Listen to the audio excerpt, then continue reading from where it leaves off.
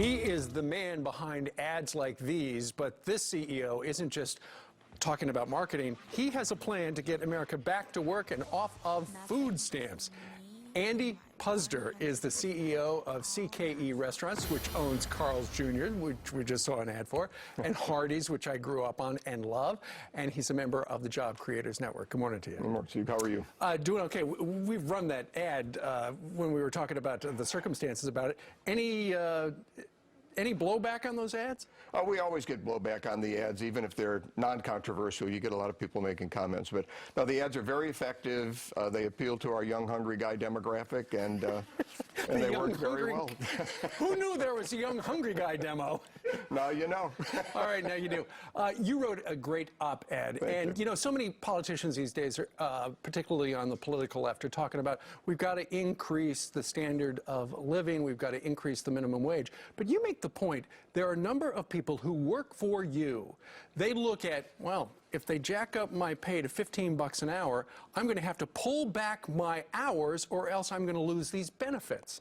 Yeah, absolutely. They call it, the policy guys call it the welfare cliff, because you get to a point where if you make a few more dollars, you actually lose thousands of dollars in benefits. Right. And quite honestly, these benefits are essential for some people. They're how they pay the rent. They're how they feed their kids. Sure. So what happens is we have people who turn down promotions, or if minimum wage goes up, they want fewer hours, they want less hours because they're afraid they'll go over that cliff. Sure. And you really make the distance between dependence and independence too broad to gap. And it's got to drive you nuts because you're always looking for good people to run your stores.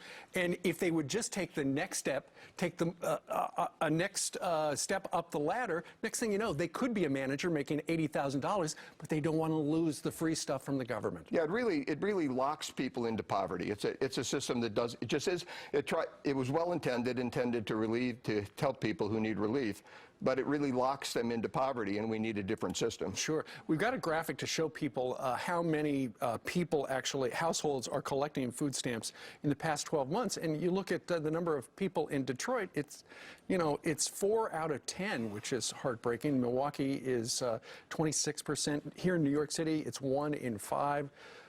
Those are heartbreaking numbers. Yeah, it's almost 75 million people in the United States now, and there's been a huge increase in that number since the recession. So these are very important benefits. They're the kind of benefits people need to get by. And you write that instead of these handouts, there's something called the Earned Income Tax Credit, which actually could help people better than any of this stuff. Yeah, it's already lifted millions of people out of poverty. And what it is basically is right now it's an annual check.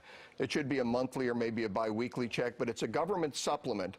So you don't end up in all these complex programs. You know, they're difficult to satisfy. People have to figure them out. They have different standards, different requirements. This would put everything into one pot where people who would get a check. And as your income increases, your supplement would decrease. But it never decreases so much that your income, your overall income declines. So let's say you went up $100 in salary, maybe you'd go down $50 in government supplement. At some point it goes away, but your income never declines. It's always going up. Well, people need to encourage people to work. Absolutely. Earn success. A real pleasure to have